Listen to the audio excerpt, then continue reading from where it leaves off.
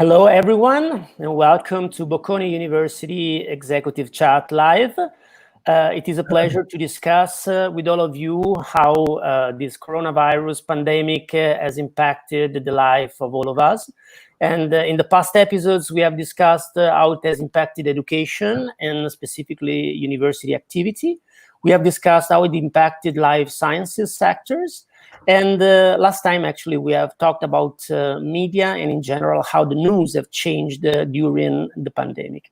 Today, we're going to discuss another very important topic that has to do with the future of society, which is innovation and entrepreneurship. And we have the privilege to have two wonderful guests this evening. And let me introduce them very briefly. So first of all, we have Saeed Amidi, who is the founder and CEO of Plug and Play, which is a leading ecosystem. Pleasure being here. Thanks. Thank you so much, Saeed. Plug and Play is one of the leading ecosystem of innovation that's started from California, from the Silicon Valley, and has developed in many other countries. And I would like to say also it has a wonderful collaboration that just started with the Bocconi University.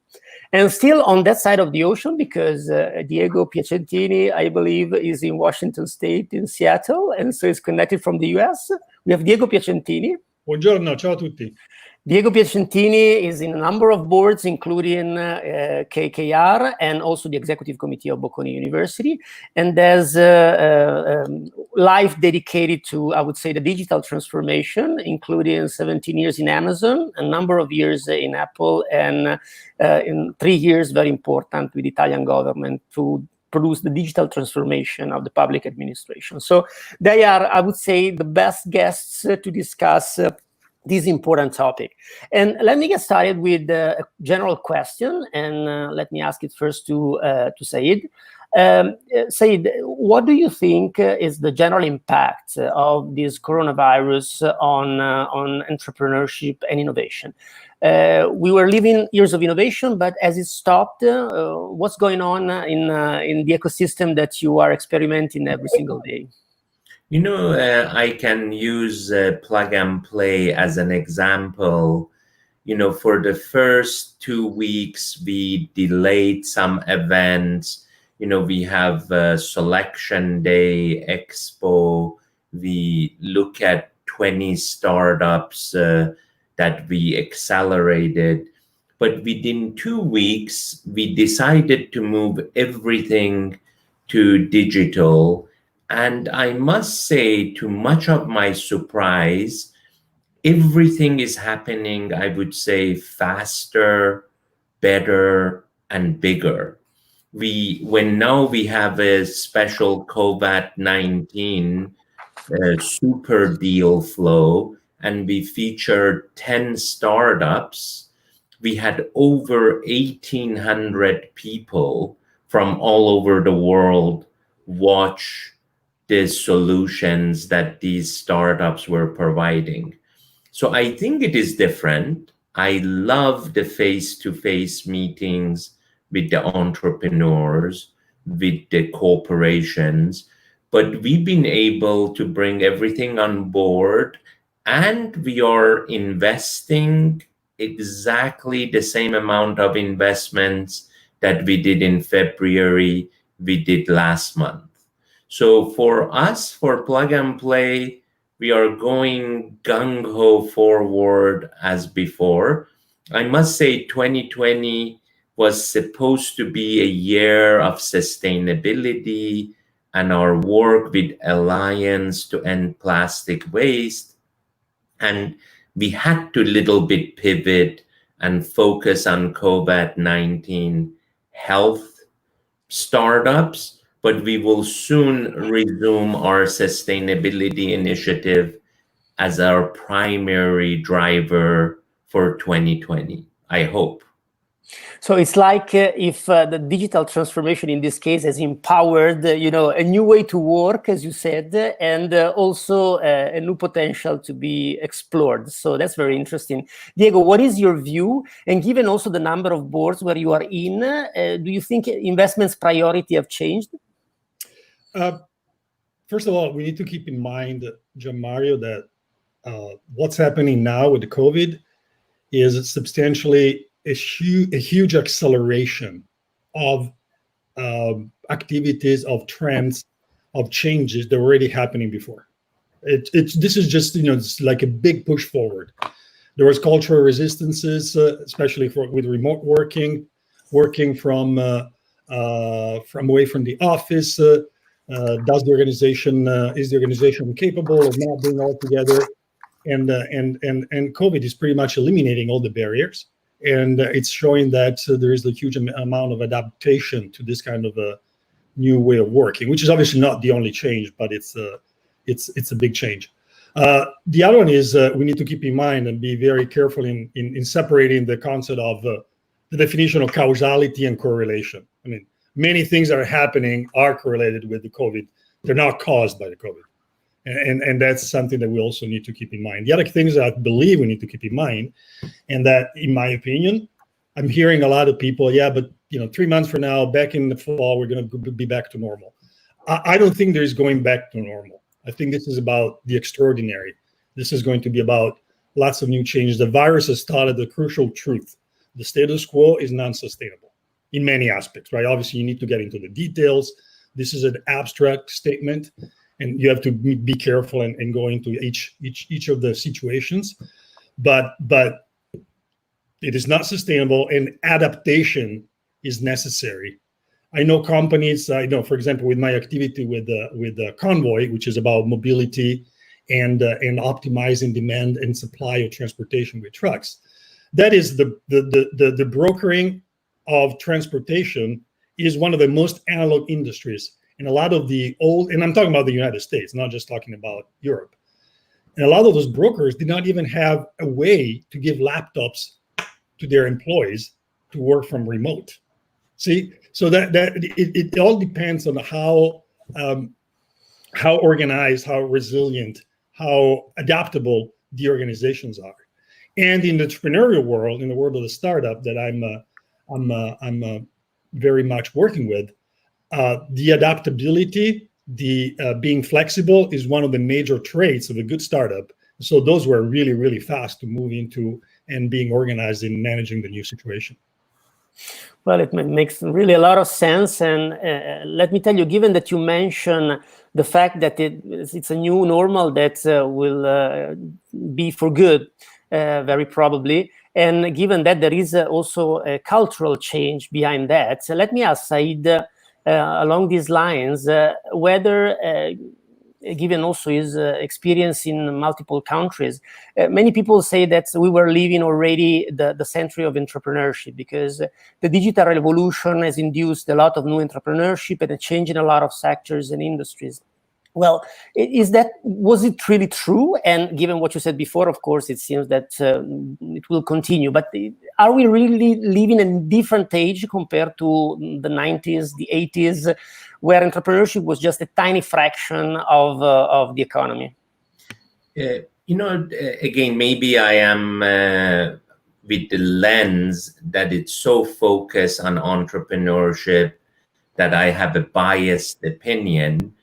But Plug and Play is about 14 years old, and our California headquarters now, we touch and help over 1,000 startups per year. In Milan, in our new office, we like to do minimum 50 to 60 startups per year. Then in Paris, Berlin, Munich, Stuttgart, we feel the great engineers, the great MBA students now think about entrepreneurship as a path of their life, as success. And we hope to play a part, like we did in Europe, to create a platform where the entrepreneurs from university can come, they can be mentored, they can be given seed capital to realize their dream. So from my viewpoint, it is the utopia of being an entrepreneur. There is more angel money available. There is more VC money available, but you need to be connected. You need to look for it hard. But I think it's the best time to be an entrepreneur. And even this COVID-19, like Diego mentioned, it is obvious what it did to e-commerce, because right now at my house, we used to receive 1 Amazon packages per day. Now I receive 4. I receive everything via e-commerce and delivery. But in fintech, where we work with UniCredit, OB Bank, Nexi, and Generali in Italy, it's not as obvious. But right now, all the banking that was being happened through mobile and digital now has been exaggerated. And now everything in financial services, even opening an account, has to be done online. And as Diego said, I think we went like 5 years of digitalization and transformation in 5 months. It was happening already, but it happened at a much accelerated rate. And I think this is going to be the new norm. And I'm actually excited about future. And I must say, this is exactly what we see, and Diego knows that because, as I said, he's part of the executive committee at Bocconi University. This is what we see in our students. They really are engaged more and more into this. So in the past, best students wanted to go to consulting and to investment banking. Now they are more and more eager to fund their own enterprise and to learn about venture capital and this activity. Diego, what's your view on this? And given that before Saeed mentioned sustainability, for example, as an important trend to follow. Health, of course, now, given what's happening in the pandemic, and banking and finance, according to what he just said. What are the core trends that you see in entrepreneurship?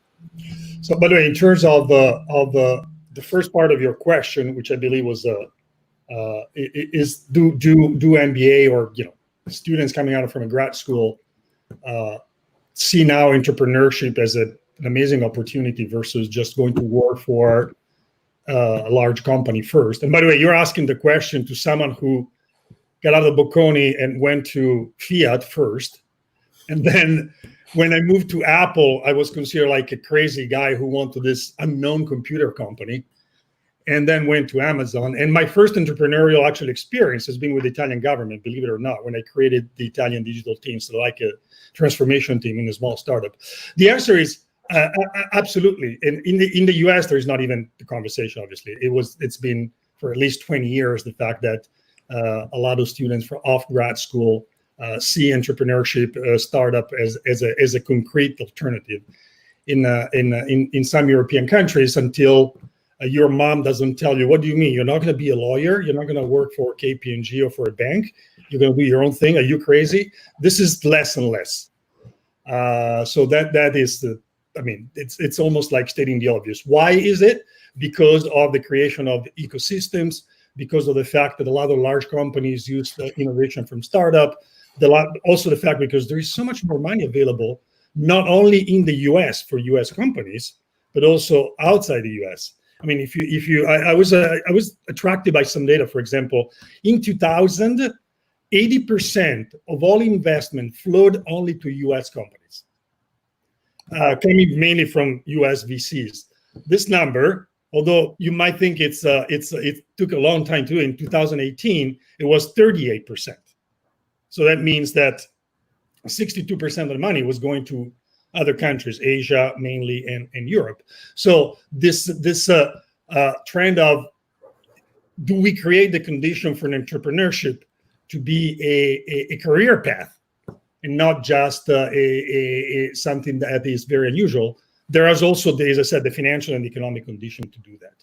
So that's the answer to the question. In terms of sustainability, that's a combination, both because of the startup world, and I'm working with several of those in carbon capture, in in CO2 reduction, in agriculture, in food production. There are so many trends that go just outside the classic sustainability in terms of what used to be, mainly sustainability used to be recycling, right? Waste management. It moved into 1,000 different directions.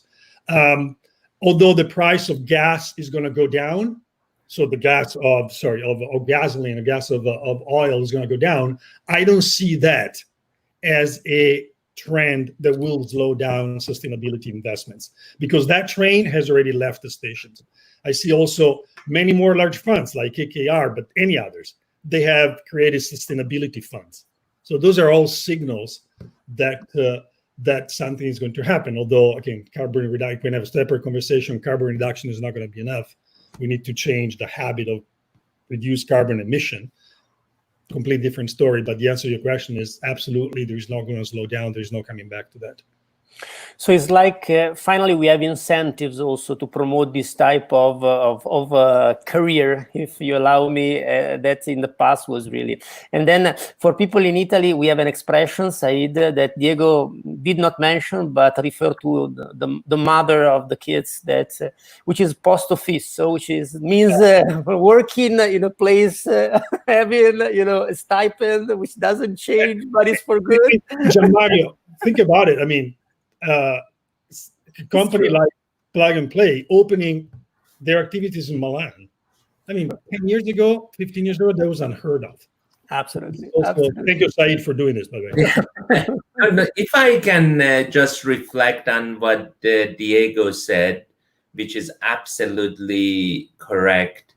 He mentioned that majority of the money, risk money, venture capital money, was done in California or in US.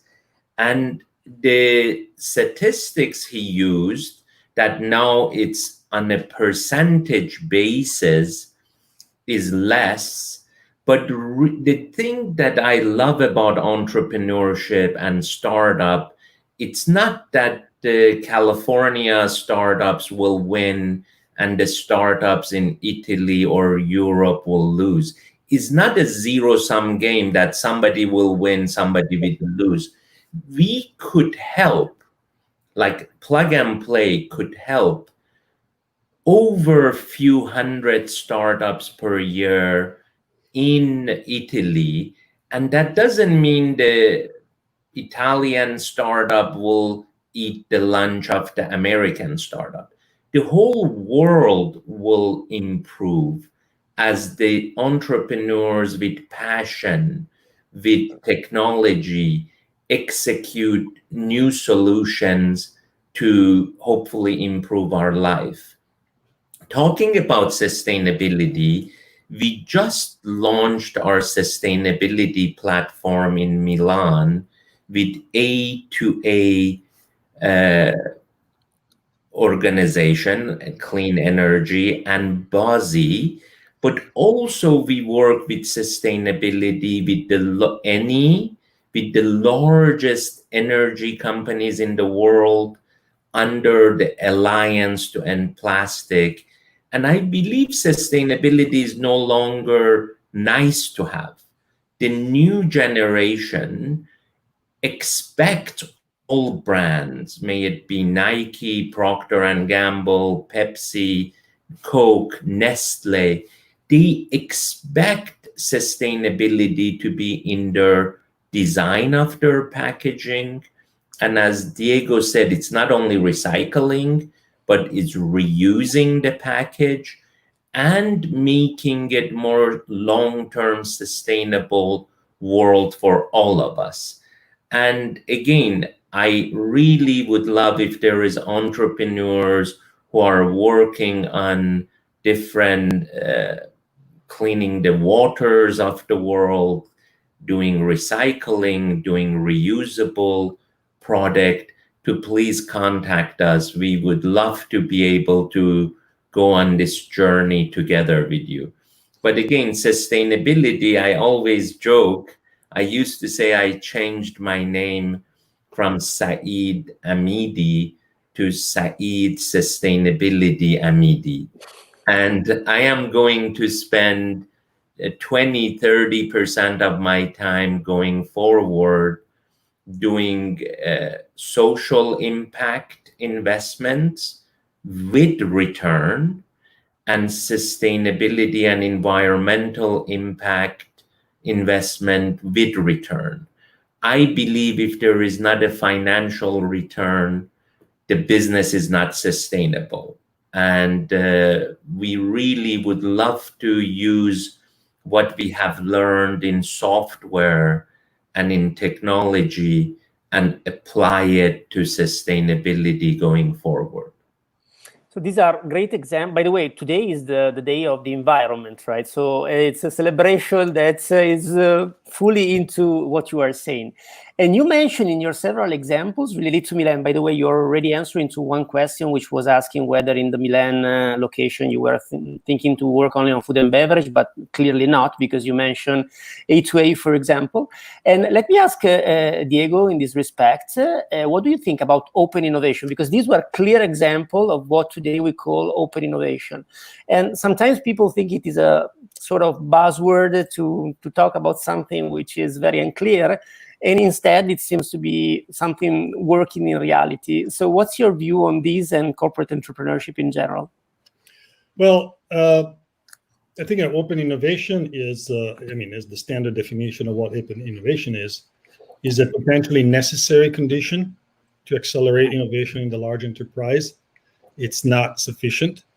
I've seen, keeping the government aside, which is a different story, but also large corporations, you can introduce any open innovation concept, you can introduce technology advisory boards, you can introduce labs, all those nice things. But until there is no alignment between the CEO and the management, the board, the shareholders, the fact that with innovation, you might slow down profitability for the short term and optimize for the long term, until you don't have a way to attract new competencies, new talent.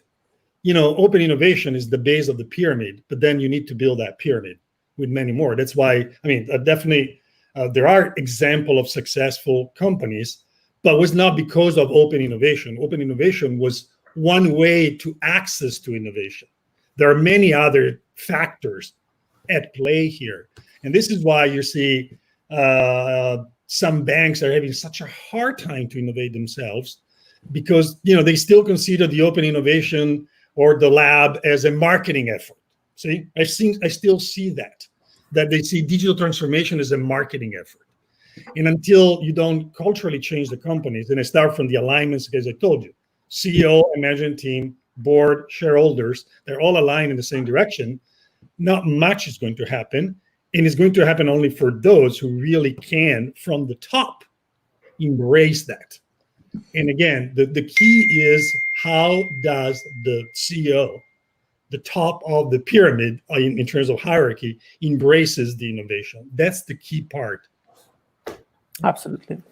So if I can add to what Diego said, and specifically when you take the auto industry that Diego worked at Fiat, when we started building the open innovation platform in Stuttgart with Mercedes, I kept hearing, this is not the automotive grade. It has to be like perfect before they put it inside the car, primarily for safety. And they make 1 million cars, so they need to make sure that 1,000,001 will work as well as the first one. But we were able to open an innovation platform in Stuttgart with Mercedes. Then I remember Ola, who is the CEO of Mercedes, said, Saeed, I heard you invited Porsche, Volkswagen to the platform. And I mentioned to him, yes, please go read our agreement. This is supposed to be an open innovation, and that means we should have competitors on this platform. So now in Germany, we have Mercedes, we have Porsche, Volkswagen, we have BMW, but also we have the tier 1, tier 2 suppliers like Bosch, ZF. Then because the cars are connected, we have T-System from Deutsche Telekom on the same platform. And as far as British Petroleum joined this innovation platform, and Shell Oil, because they say as cars become electrical, what is the future of gas station? But we consider open innovation to have incredible buy-in from the CEO of the large corporation and the C-suite, but then they also have to be open-minded culturally to work with startup. We've been able in the automotive industry, from the time the company sees a technology like SoundHound, which is for voice recognition and semantic search, to have it embedded in C-Class Mercedes, to reduce it from 4 to 5 years up to 18 months. And this could only happen if the system integrator, the interior tier 1 supplier, works jointly with Mercedes to implement the technology. So the question is, what does open innovation mean? It means to bring everybody, universities, corporations, entrepreneurs, to the same platform so they can collaborate faster, better, bigger, and hopefully cheaper on the same technology and execute it. And this is what we hope to do in Milan, and I believe is north of Milan with Fiat, because we already work with Fiat Chrysler in Detroit, but we would love to do more in mobility, IoT, smart city in Italy, because you guys have unbelievable great engineers between hardware and software. So this is a great example. And Diego, you want to add something? Can I mean, sure, say of course. are inspiring for other conversations. You told us to be flexible and open, right? Oh, this is part of open innovation, by the way. I will take one example because you mentioned the automobile industry. I was in a meeting with a few CEOs of automobile makers in 2016. And the discussion was how Tesla was not going to be sustainable, how by 2021, Tesla would be caught up and all the other car makers would have had an electric car offer that would make Tesla be, a non-player in the auto industry because they don't know how to make cars. I still remember that statement. I was very skeptical. It felt like the same comments I received from physical retailers in 1999 about Amazon. And here we are in 2021. And you can see yourself where Tesla is and where the others are. Wow. Which still, I mean, that's an example, though. It's not just having, open innovation, just having the willingness to innovate is sufficient. On the other side, I can give an example of an Italian company who, in my opinion, has done brilliantly, which is Enel. Enel, back in 2016, started a magnificent and very, very hard job of moving the entire infrastructure and the software to the cloud. Why did it work? Because from the top, from the CEO, from Starace, he embraced it. So again, they did have all their labs, they did have all their R&D infrastructure, but was the embracement from the top. And that's, by the way, in terms of energy management, this is an area where Italy and Europe can teach a lot to the US. In terms of energy management, the US is way far behind Europe. Sorry, those are 2 examples I wanted to mention. They are great examples, and so open innovation is clearly for real. So that's a very, someone said a breeze of optimism also for the future. So thank you so much. And let me get back to Saeed, making this comparison. So basically, you are in multiple sites in Europe and also founded in Silicon Valley in US.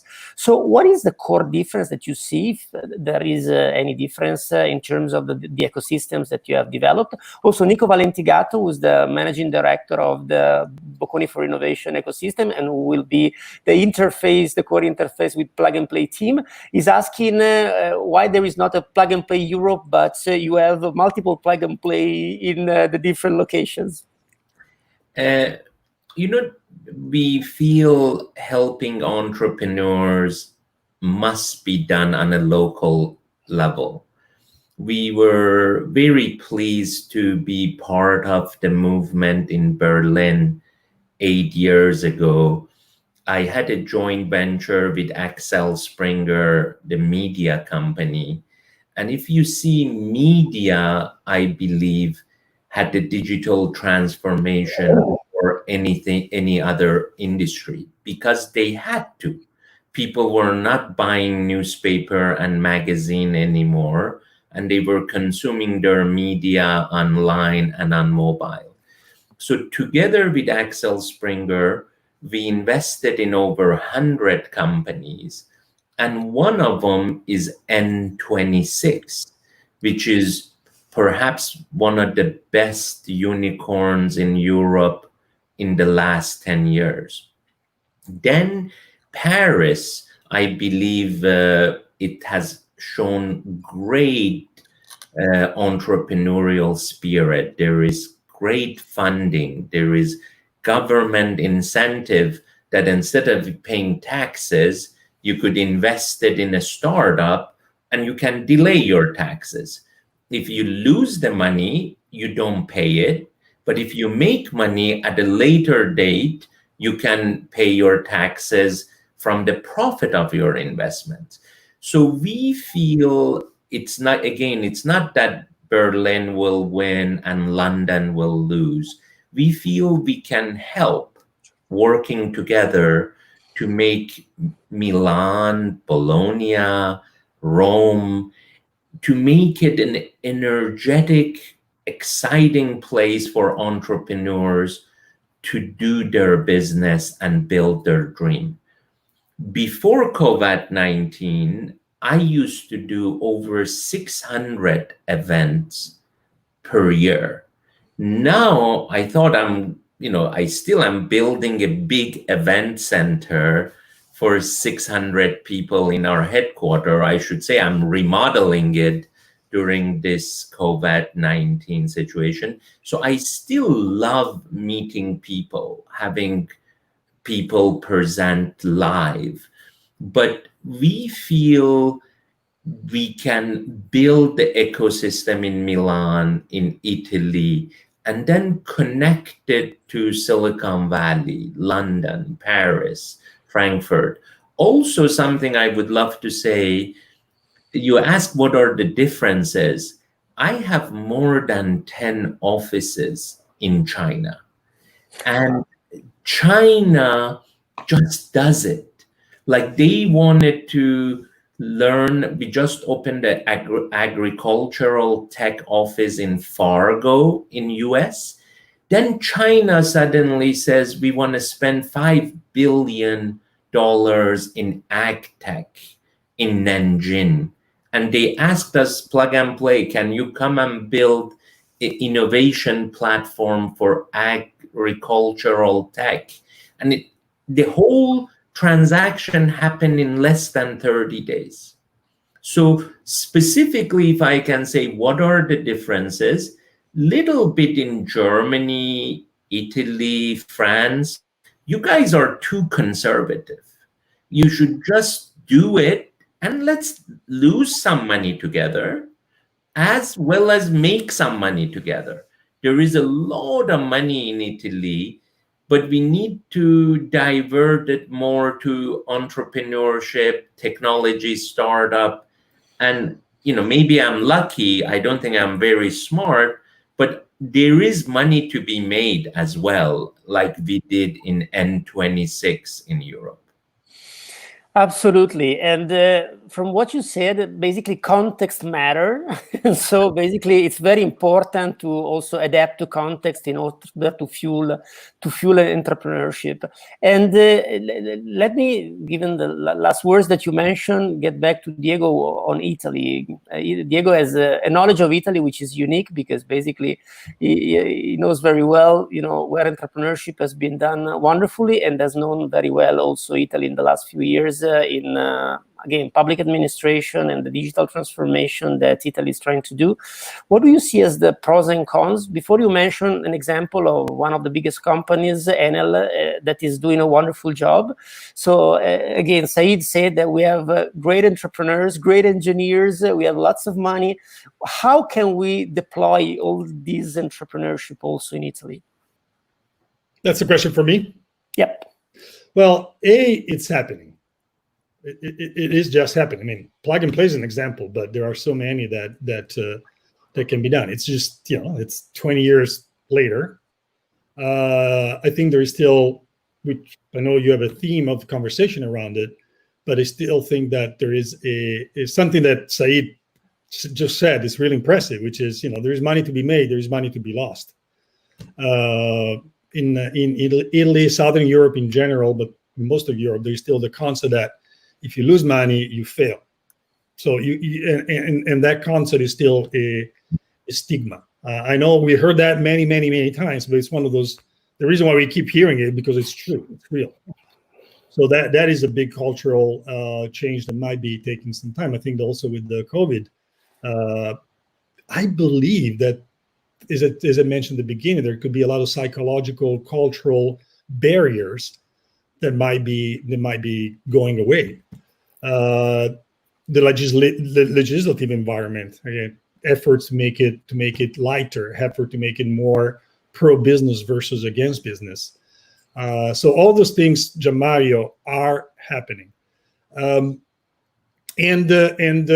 one of the points that has been made before by Saeed again, and this is a very inspiring conversation with him. I'm so happy I get to know him for the first time here now, is that it's about differentiation, right? So there are many verticals, and the money now is available for verticals. One of the statistics I mentioned before are now they're now see the possibility of, since there's so much money, that the money becomes a little smarter, sorry for the cliche, and starts investing into verticals. Verticals meaning, fashion e-commerce, an example of a consumer vertical. Agricultural improvement of production.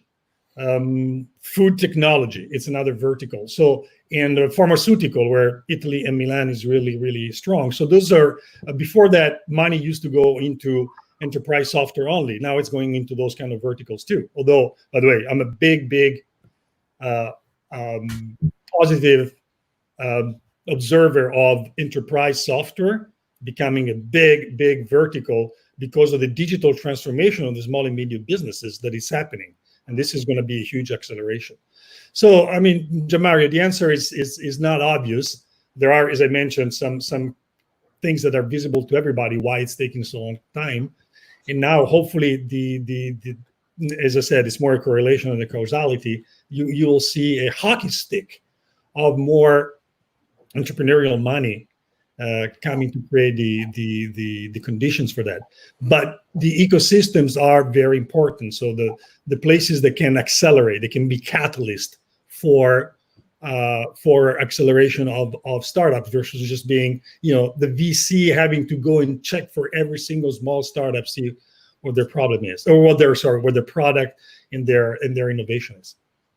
Yeah, if I may add to you're absolutely right. When we talk about mobility and electric car and autonomous car, it is very specialized. In our mobility IoT division, we first built the platform in Stuttgart. Then SAIC, Shanghai Automotive Industrial Company in Beijing, asked us to build it in China. Then with Nissan and Denso and Toyota, we built it in Japan. So the whole idea of this verticalization, it's like specialization that makes the entrepreneur, if you have a technology that goes in, I think you mentioned convoy, we love supply chain and logistics. And you need to specialize in supply chain and logistics to the point that Walmart asked us to open an office in their backyard. Now I believe Amazon is great, but Walmart for the last 20 years, their main competitive advantage was size and supply chain. So I absolutely agree with Diego that you need to specify and verticalize innovation and know what you're good at. You cannot be a generalist anymore as a venture capitalist. You have to say, I'm going to go, and again, I absolutely agree with Diego, enterprise 4.0 or improving the way we work, securing the way we work. Because if we work digitally, it needs to be more security around our digital persona. But I absolutely agree with you, Diego, and we have to, after this call, get together and see what we can do together. This is fantastic. So I feel like a broker in this sense. So this is great. This is wonderful. Gianmario, sorry if again, think about your question about sustainability and the point that Saeed just made about mobility and convoy.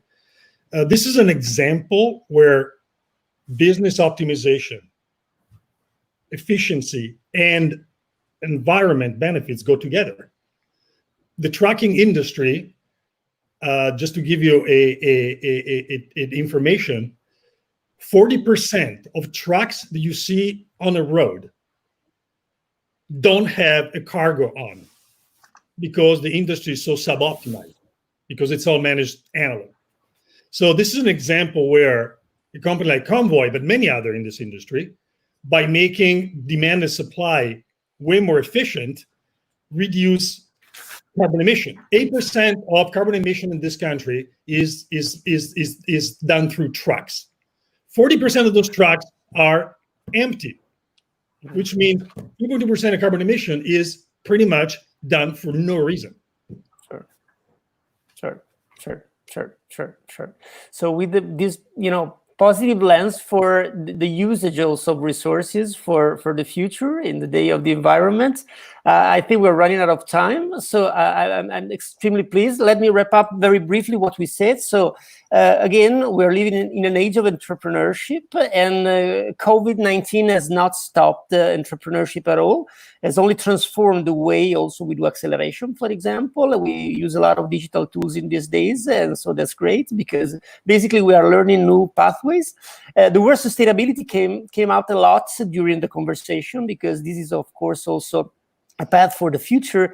And we learned that open innovation is clearly for real. We have had beautiful examples from Saeed and Diego in different countries of how corporations are, of course, using ecosystems and also managing and also fueling startups. And so this is really something that is important for the future. And finally, we said context matter. And so it's very important that locally we have also ecosystems that can support innovation, and there is more and more differentiation and specialization in these ecosystems. So that this is something which is clearly an important also direction for the future. So let me once more thank a lot Diego and Saeed. We've had a number of questions, but this is a 45 minutes format, and so I think that we can also interact later in the chats. But thank you so much for being with us today. Great being with you, and I hope to come and see you on campus soon. This is an invitation we'll do, and I'll do this invitation when Diego will be here, of course, given that once in a while he flies. flights between the US and Europe. Exactly. So this is a very important thing, even for universities, because we are still in this puzzle of how to do, of course, teaching in September. I was saying something funny, Gianmario. You said that we fly nowhere, we Zoom anywhere. Okay. This is a beautiful bumper sticker. Thank you. Thank you so much. Thank you so much. Bye-bye. Have a great day. Bye-bye. And a good night to people in Europe and China. Bye. Bye-bye.